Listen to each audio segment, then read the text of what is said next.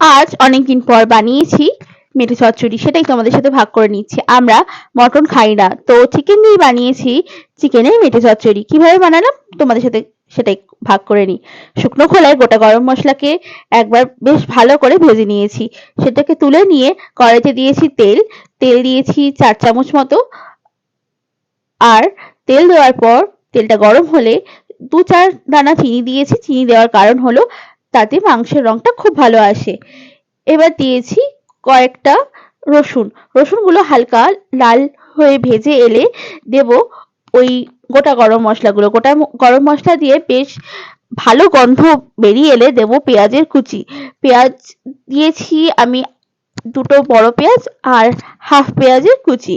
তোমরা চাইলে আর একটু বাড়িয়ে বা কমিয়ে দিতে পারো। আমি 500 গ্রাম মেটের জন্য ওই পরিমাণটা দিয়েছি।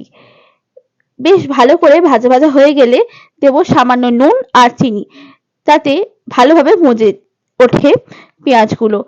বেশ লাল লাল করে ভেজে নেব। এবার দেব আদা রসুনের পেস্ট। তোমরা চাইলে এখানে আদা রসুনের পেস্টও ব্যবহার করতে পারো।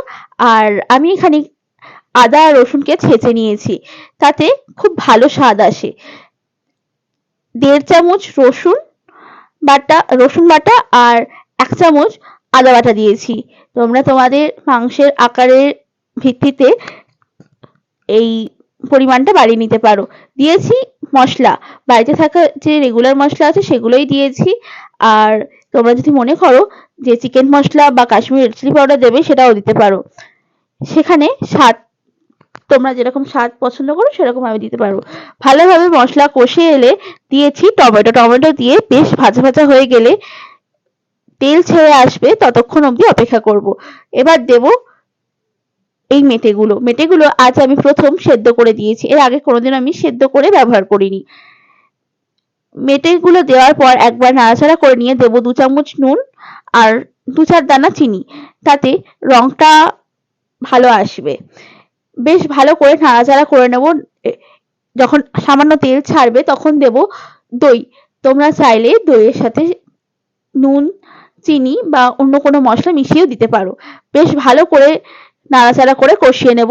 দেখবে রং পুরো পরিবর্তন হয়ে যাবে, একদম ডিপ ব্রাউন কালার যখন চলে আসবে কষাতে কষাতে, তখন বুঝবো যে আমাদের রান্না মোটামুটি তৈরি হয়ে গেছে।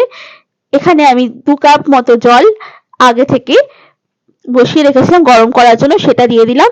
সেটা দিয়ে 10 মিনিট ফুটিয়ে দিয়ে দেবো ধনেপাতা।